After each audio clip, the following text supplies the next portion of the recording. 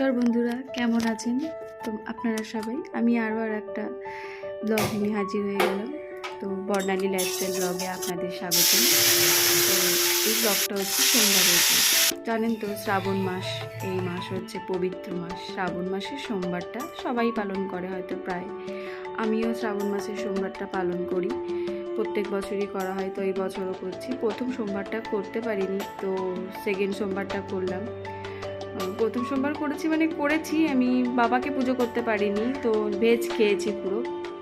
তো এই দ্বিতীয় সোমবারে আমি আমার বাড়ির পাশেই মন্দির আছে, ওখানে যাব বাবাকে পুজো করতে, মাথায় জল ঢালবো।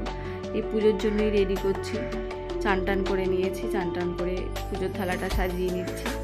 পুজোতে যা যা লাগে, দুধ, ঘি, মধু, বেলপাতা, ফুল, ফল, মালা, আকন্দ ফুলের ধুতরা ফুল, ধুতরা ফল সবই লাগে। দুধের মধ্যে একটু দই, ঘি, মধু, সিদ্ধি মিশিয়ে নিতে হয় দুধের মধ্যে। তো আমি এই দুধের মধ্যে রেডি করছি, আমি ঘি মিশিয়ে নিলাম।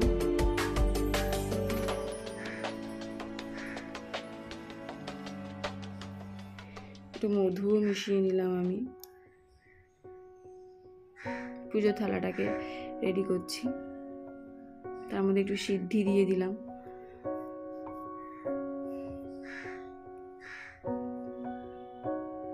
তারপর ফল, একটু মিষ্টি নিতে হবে। পৈতেটা দিয়েছিলাম, পৈতেও নিয়ে নিয়েছি। তো আবার আগে থেকে চন্দন বেটে রেখেছিলাম, চন্দনের বাটিটাও নিয়ে নিলাম। আর একটা ঘিয়ের প্রদীপ রেডি করে রেখেছিলাম, ঘিয়ের প্রদীপটাও নিয়ে নিয়েছি।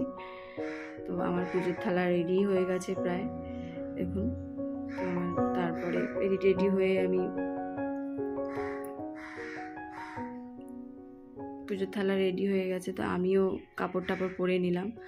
তো দেখুন, তো এখন তো চলছে ট্রেন্ডিং সবুজ চুড়ি, তো আমিও একটু সবুজ চুড়ি পরে নিলাম। তারপরে বাড়ির পাশেই মন্দির, চলে গেলাম মন্দিরে পুজো করতে। পাশেই পুরোহিত মশাই বসেছিলেন, মন্ত্র পড়ছিলেন, তার সঙ্গে সঙ্গে আমিও মন্ত্র পড়ছিলাম। তো আমার পুজো করছি, দেখুন আপনারা। বাড়ির পাশে মন্দির হওয়াতে সত্যি একটা খুব সুবিধা, বেশি দূর যেতে হয় না। আমার বাড়ির পাশেই একদম মন্দির। বাড়িতে তো বাবা মহাদেব নেই, তো বাড়িতেই মন্দিরেই আমি গেছিলাম। এখন আমার প্রদীপ দিয়ে আরতি করছি। আমার পুজো হয়েই গেছে, এবার বাড়িতে চলে এসেছি। সকাল থেকে কিছু খাইনি, সারা উপোস ছিলাম। তারপরে এসে চা খেলাম। একটু সাবু ভিজিয়েছিলাম, সাবুও ভিজিয়ে খেয়ে নিলাম।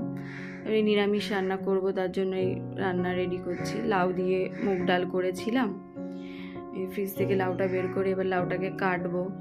কেটে এবার জানেন তো নিরামিষ রান্না, লাউ দিয়ে মুগ ডাল, পনিরের তরকারি, শাক ভাজা, বেগুন ভাজা করলাম। ডালটাকেও সাঁতলে নিলাম, পনিরটাকে কেটে নিচ্ছি। পনিরটাকে এবার বসাবো, পনিরটাও রান্না করে নেব। পনিরটাকে ভাজতে শুরু করে দেবো। আমার পনির রান্নাও রেডি। তারপর শাকটাকেও ভেজে নিলাম, কলমি শাক করেছিলাম, বেগুনি ভাজা। তো আমার লাঞ্চ থালি রেডি। এবার দুপুরেও খেয়ে নিলাম। বাই, ভালো লাগলে প্লিজ লাইক